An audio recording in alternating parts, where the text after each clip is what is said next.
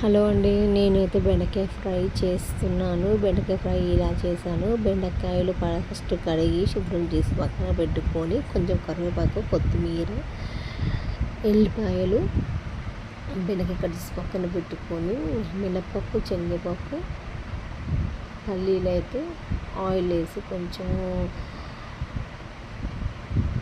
అవి కొంచెం వేగిన తర్వాత ఎల్లిపాయలు వేసి ఎల్లిపాయలు కూడా కొంచెం మగ్గిన తర్వాత బెండకాయ వేసినానండి.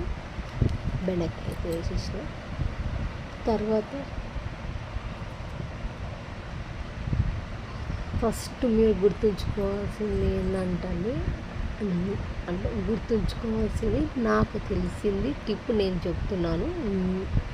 ఎప్పుడైనా బెండకాయ ఫ్రై చేసేటప్పుడు మూత వేయకూడదండి. మూత వేసిరనుకో బెండకాయ మూత వేసుకోవద్దండి. మూత వేసుకుంటే బెండకాయ అనేది మెత్తపడుతుందండి. కరకరలాడుకుంటూ మంచిగా ఫ్రై అనేది కాదు, కొంచెం మెత్తగా ఉంటుంది. ఉప్పు కూడా నేను లాస్ట్లో వేసాను చూడండి. ఉప్పు కూడా ఫస్ట్ వేస్తే ఉప్పు నీరు ఇస్తుంది కాబట్టి ఉప్పు వేస్తే కూడా బెండకాయ కొంచెం మెత్తగా అయ్యే ఛాన్సెస్ ఉంటుంది.